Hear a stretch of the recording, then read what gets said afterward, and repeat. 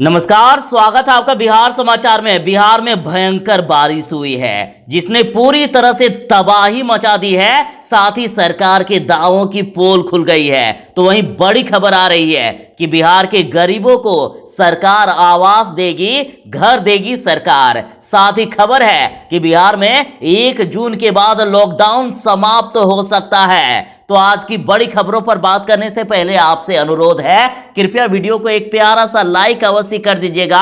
आपका लाइक करना ही हमारी मेहनत का फल होता है। बिहार के गरीबों के लिए खुशखबरी है। बिहार में फिर से 11 लाख नए आवास बनाए जाएंगे। तो जिनको अभी सरकार की तरफ से आवास नहीं मिला है, घर नहीं मिला है, अब उनको घर दिया जाएगा। खुशखबरी है, बिहार में 11.5 लाख नए आवास बनाने को मंजूरी मिल गई है। बिहार में जितने लोग छूट गए हैं तो उन लोगों को 2021-22 के लिए प्रधानमंत्री आवास योजना ग्रामीण के तहत बिहार को 11,49,947 आवास दिया जाएगा। और देखिए, ग्रामीण विकास मंत्री श्रवण कुमार ने इस संबंध में बताया है कि देश में सबसे अधिक बिहार के लिए इस साल आवास बनाने का लक्ष्य दिया गया है। उन्होंने बताया, जिनके पास घर नहीं है ऐसे परिवारों को प्रधानमंत्री आवास योजना के तहत पक्का मकान बनाने के लिए अनुदान के रूप में 1,20,000 रुपया दिया जाएगा। तो पूरे बिहार में इस बार फिर से गरीबों को प्रधानमंत्री आवास योजना के तहत घर मिल रहा है। तो यदि आपको भी इस प्रकार की मदद नहीं मिली है तो अपने जिले का नाम जरूर ही बता दीजिएगा कमेंट में, ताकि वहां की पूरी जानकारी आप तक पहुंचा पाऊं। बिहार में यास तूफान का कहर देखिए, और एक दिन की ही बारिश में सरकार के सारे दावे धरे के धरे रह गए। सरकार के सारे दावों की पोल खुल गई। जहां एक तरफ बिहार के कई जिले डूबते हुए नजर आए, तो वहीं किसानों को भी 500 करोड़ की नुकसान हो गई। तो वहीं पूरे बिहार में बिजली आपूर्ति भी बाधित रही, 500 खंभे भी ध्वस्त हो गए। बिहार में सैकड़ों मकान गिर गए हैं, 9 लोगों की मौत हो गई है। तो वहीं मृतक के परिजनों को 4-4 लाख का मुआवजा दिया जा रहा है। ट्रेन और सड़क यातायात भी प्रभावित हुआ। और देखिए, तूफान यास 2 दिन में ही बिहार के किसानों की 3 महीने की कमाई ली है। लगभग 60% फसल बर्बाद हो गया। और हालात इतनी खराब है कि यदि सिर्फ सब्जी उत्पादकों की बात करें तो 500 करोड़ का नुकसान हो गया है। और साथ ही कई किसानों को भयंकर नुकसान हुआ है। सरकार से मदद लेने की गुहार लगा रहे हैं किसान। चक्रवाती तूफान यास ने पूरे बिहार में तबाही मचा दी है। देख लीजिए, बिहार में अब बाढ़ की संभावना बताई जा रही है। सुबह में लगातार 24 घंटे की बारिश से जनजीवन अस्त व्यस्त हो गया और किसानों को भारी नुकसान हुआ है। कई किसानों के फसल ही नष्ट हो गए। कोसी, सीमांचल और पूर्व बिहार और उत्तर बिहार के विभिन्न जिलों में बारिश ने तबाही मचा दी है। आप तस्वीर में फागु नदी का ये तस्वीर देख सकते हैं कि किस प्रकार से नदियां उफान पर है। बड़े खतरे के संकेत, क्योंकि 56,000 क्यूसेक पानी छोड़ा गया है गंडक बराज से। और हालात इतनी खराब है क्योंकि पूर्णिया जिले में यास चक्रवात के कारण हुई बारिश ने मानसून का 2 दशक का पुराना रिकॉर्ड ही तोड़ दिया। बारिश के कारण कई किसानों के फसल नष्ट हो गए। बारिश में आम, लीची, मक्का, मूंग और हरी सब्जियों को सबसे ज्यादा नुकसान पहुंचा है। तो वहीं यूपी बिहार को जोड़ने वाली जयप्रभा सेतु का अप्रोच रोड धंस गया है। आप देख सकते हैं कि किस प्रकार से रोड ही टूट गया।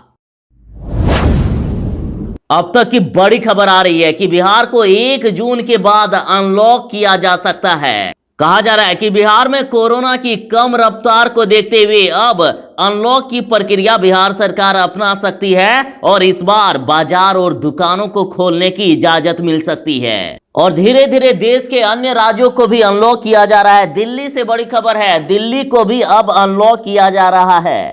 हालांकि बड़ी खबर आ रही है कि स्कूल कॉलेज फिलहाल बंद रहेंगे। तो वहीं कंटेनमेंट जोन में सभी तरह की गतिविधियां बंद रहेगी और बिहार में सरकारी और निजी कार्यालय को अब खोला जा सकेगा। 50% कर्मियों के साथ इन्हें खोलने की अनुमति दी जा सकती है। उसके साथ ही ऑटो और टैक्सी पूरे बिहार में चल सकती है, निजी वाहन भी चलेंगे। 1 जून के बाद बिहार में मंदिर मस्जिद भी खुल सकते हैं, लेकिन सामूहिक पूजा पर मनाही रहेगी। और बात करें शॉपिंग मॉल की, तो शॉपिंग मॉल खोलने पर अभी विवाद जारी है। और अनलॉक 1 में सबसे खास बात कि दुकानों को खोलने की समय सीमा बढ़ाई जा सकती है। इस बार लगभग सभी प्रकार के दुकानें खुल सकती है। बिहार में यास तूफान ने तबाही मचा दी है। 70% गांव में बिजली गुल है, ट्रेनों की रफ्तार भी थम गई और बिहार में 9 लोगों की मौत हो गई है। यास की तीव्रता पर लगातार बारिश से बिहार अस्त व्यस्त नजर आया। लगातार हो रही बारिश से बिहार में जगह जगह पर तबाही मचाई है। राज्य के अलग अलग हिस्सों में अब तक 9 लोगों की मौत हो गई है, तो कई जगह पर ट्रेनों के ट्रैक उखड़ने और स्टेशन पर पानी भरने की वजह से ट्रेन की रफ्तार भी रुक गई। आरा में गंगा पर बना पीपा पुल भी बह गया, तो छपरा में जयप्रभा सेतु का लिंक रोड भी ध्वस्त हो गया। बिहार यूपी के बीच सड़क संपर्क बाधित हो गया है। दूसरी तरफ राज्य के कई अस्पतालों में भी पानी घुस गया है, जिससे मरीजों को काफी ज्यादा दिक्कत हो गया। तूफान और लगातार बारिश से अधिक प्रभावित राज्य की बिजली व्यवस्था हुई है। पटना में 24 घंटे में 109 mm की बारिश हुई है, तो वहीं पूर्णिया में 134 साल का रिकॉर्ड टूट गया। बिहार में यास तूफान का कहर देखिए, लगभग बिहार के सभी जिले जलमग्न होते हुए दिखे। तेज बारिश के कारण कई शहरों के अस्पतालों में भी पानी घुस गया, तो वहीं सड़कें तालाब या नदी की तरह नजर आ रहे थे। सरकार के सारे दावे झूठे साबित हुए। आप देख सकते हैं राजधानी पटना की सड़कों का क्या हाल है। राजधानी पटना का बुरा हाल रहा। देख लीजिए निचले इलाके जैसे कंकड़बाग के निचले इलाकों में जम गया बारिश का पानी। राजेंद्र नगर से खबर है कि दिन में नहीं हुई थी बारिश, फिर भी घुटने भर पानी नजर आया। लोहानीपुर में लोगों के घरों में घुटने भर पानी घुस गया, परेशानी बढ़ी। आप तस्वीरों में देख सकते हैं लोगों के घरों में किस प्रकार से पानी घुसा है, तो वहीं सड़कों में किस प्रकार से पानी बह रही है। तो वहीं बाजार समिति इलाके में जल जमाव से लोग परेशान नजर आए। पूरे बिहार की लगभग ऐसे ही दर्दनाक खबरें सामने आ रही है। हालात इतनी खराब थे कि लोग किसी तरह से अपने घर को बचाते हुए नजर आए। बिहार में इस चक्रवाती तूफान यास ने इस कदर कहर मचाया है कि पटना के चारों पीपा पुल 30 तक बंद करने पड़े। गंगा नदी के जलस्तर में हो रही वृद्धि और तेज हवा के चलते ये फैसला लिया गया है। बिहार में लगातार खतरा बढ़ता ही जा रहा है। आप तस्वीर में गायघाट पीपा पुल देख सकते हैं कि किस प्रकार से बैरिकेडिंग लगा दी गई है। हालात बद से बदतर हो रही है। देख सकते हैं कि किस प्रकार से पीपा पुल ही टूट गया है। तो वहीं बख्तियारपुर में पीपा पुल का अप्रोच पथ ही बह गया। बिहार में एक दिन की ही बारिश में सरकार की दावों की पोल खोल दी। आप देख सकते हैं कि इस अस्पताल का क्या हालात है। चारों तरफ पानी ही पानी नजर आ रही है और अभी तो खतरा टला नहीं है, आगे भी बारिश हो रही है। तो इस पर आरजेडी नेता चित्तरंजन गगन ने कहा है कि यदि आंख में थोड़ा भी पानी हो तो नजर उठाकर देख लीजिए। ये है 16 सालों के सुशासनी विकास। नीतीश जी आईना में कैसे खुद से सामना करते होंगे, कुछ तो गलानी जरूर रहती होगी अंतर मन में, या वो भी नहीं है। जब अस्पताल ही बीमार हो तो क्या करेगा बीमार का इलाज। ये तस्वीर हाजीपुर सदर अस्पताल का है। आप देख सकते हैं कि अस्पताल के चारों तरफ किस प्रकार से पानी ही पानी है। अस्पताल ही पूरा डूबता हुआ नजर आ रहा है। बिहार में यास चक्रवात का कहर अभी भी जारी है। कहा जा रहा है कि 1 जून तक बिहार में तेज बारिश हो सकती है। तो वहीं बिहार में चक्रवाती तूफान यास ने 7 लोगों की जान ले ली है और मुख्यमंत्री नीतीश कुमार जी ने 4-4 लाख मुआवजा देने का ऐलान किया। और जैसे कि बिहार में अभी तक 7 लोगों की मौत हो गई है और लगातार ऐसे ही खतरनाक खबरें सामने आते ही जा रही है। बिहार सरकार ने सभी मृतकों के आश्रितों को 4-4 लाख रुपए मुआवजा देने का ऐलान कर दिया। और उसके साथ ही बिहार में कई लोग घायल भी हो गए हैं। तो घायल हुए लोगों को समुचित इलाज के लिए मुख्यमंत्री नीतीश कुमार जी ने संबंधित अधिकारियों को निर्देश दे दिया है।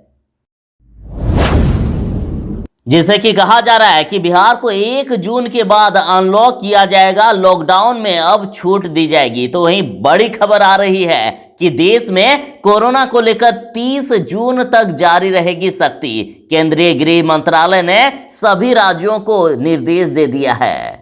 केंद्र सरकार की ओर से कहा गया है कि जो अभी पाबंदियां लगाई गई है, जो गाइडलाइन जारी है, उसे 30 जून तक आगे बढ़ाया जाए। और साथ ही कहा गया कि राज्यों में चल रहे लॉकडाउन को बढ़ाने या घटाने का और उसमें किसी भी तरह की कोई भी ढील दिए जाने का अब पूरा अधिकार राज्यों को दे दिए गए हैं। अब राज्य को ये तय करना होगा कि वे अपने यहाँ लॉकडाउन बढ़ाना चाहते हैं या लॉकडाउन खत्म करना चाहते हैं, उसमें ढील देना चाहते हैं। और कहा गया कि जिन राज्यों में पॉजिटिव रेट 10% से ज्यादा है और अस्पतालों में 60% से ज्यादा बेड भरे हुए हैं, वहां छूट नहीं दी जा सकती है। लेकिन बिहार में राहत भरी खबर है कि बिहार में काफी ज्यादा रिकवरी रेट है, अतः बिहार को अनलॉक किया जा सकता है।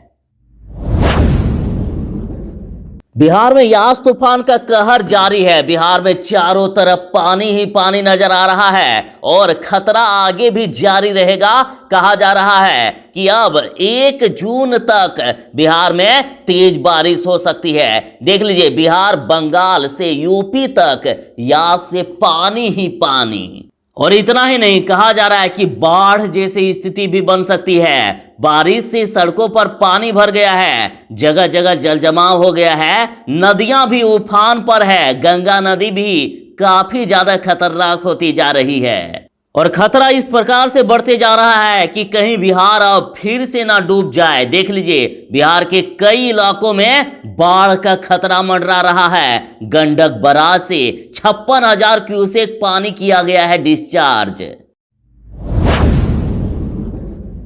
बिहार में इस चक्रवाती तूफान ने तबाही मचा दी है। कई जिले जलमग्न हो रहे हैं और लगातार बारिश अभी भी जारी है। तो वहीं देखिए, आरजेडी कटिहार ने कहा है कि बिहार के एक और भाजपाई उप मुख्यमंत्री तारकिशोर प्रसाद के गृह जिले कटिहार का एक अस्पताल, आप इस अस्पताल का हाल देख सकते हैं कि किस प्रकार से कोरोना मरीज रखे गए हैं। तो वहां अस्पताल में पानी भर गया है, सभी बेड डूबते हुए नजर आ रहे हैं और ये तस्वीर सरकार के झूठे दावे की पोल खोल रहा है। तो वहीं इसके रिट्वीट में विकास नामक ट्विटर यूजर लिखते हैं कि बिहार की तस्वीर देखकर एक चीज तो साफ है कि बिहार में स्वास्थ्य व्यवस्था ठप है। बिहार के अस्पतालों में कहीं गाय भैंस रह रही है, तो कहीं पानी भरा है, कहीं ताला लगा है, कहीं खंडहर बना है।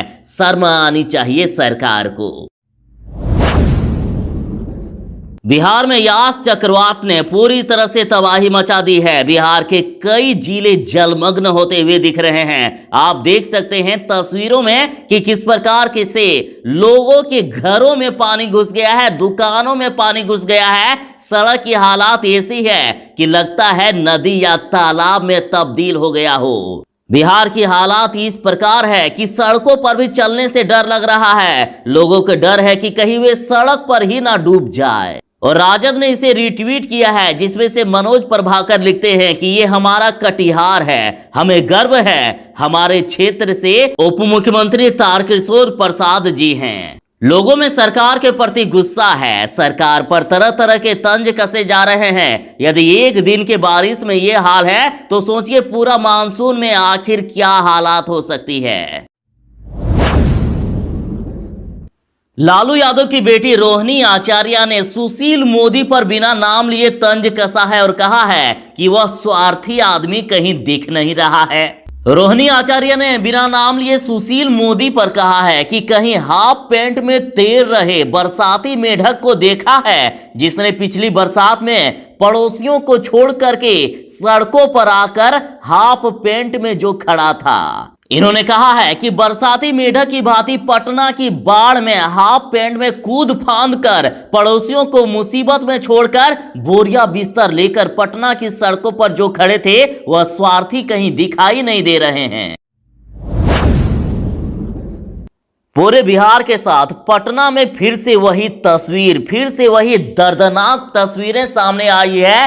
देख सकते हैं तस्वीरों में कि किस प्रकार से शहर के चारों तरफ पानी ही पानी नजर आ रहा है। तो कशिश न्यूज बिहार के द्वारा कहा जा रहा है कि पटना में फिर से वही तस्वीर, आखिर जिम्मेदार कौन? जी हां, ये वीडियो उसी राजेंद्र नगर रोड नंबर 1 का है, जहां 2019 में नावें चल रही थी, सड़कों पर नावें चल रही थी और सरकार के तमाम दावे इस बार भी धरे के धरे रह गए। और तेजस्वी यादव ने सरकार पर तंज कसते हुए कहा कि इसका जिम्मेदार भी विपक्ष है ना, क्योंकि प्रदेश में 16 वर्षों से एनडीए की सरकार है।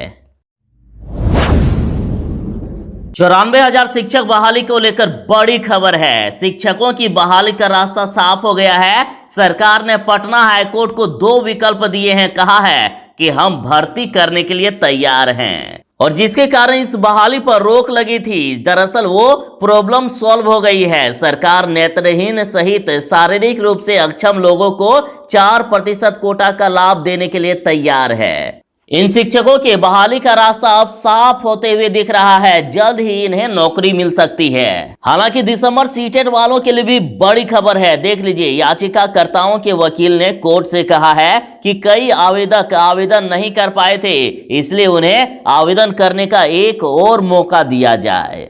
हालांकि अभी इस पर विचार हो रहा है, लेकिन बड़ी खबर है कि जल्द ही 94,000 शिक्षकों को नौकरी मिल सकती है। बिहार में नहीं थम रहा है ब्लैक फंगस का कहर। अब फिर से मिल गए 11 नए मरीज, तो वहीं 2 लोगों की जान चली गई। अब पूरे बिहार में कोरोना के बाद ब्लैक फंगस का कहर जारी है। जैसे कि 2 लोगों की मौत हो गई है। कहा जा रहा है कि ऑपरेशन लायक भी नहीं बचा था दिमाग। और देख लीजिए, सिर्फ यदि पटना की बात करें तो पटना में बीते दिन 11 नए मरीज मिल गए हैं। तो वहीं IGIMS में भर्ती मरीजों की संख्या 97 हो गई है। पूरे बिहार में ब्लैक फंगस के लगभग 500 मामले मिल चुके हैं।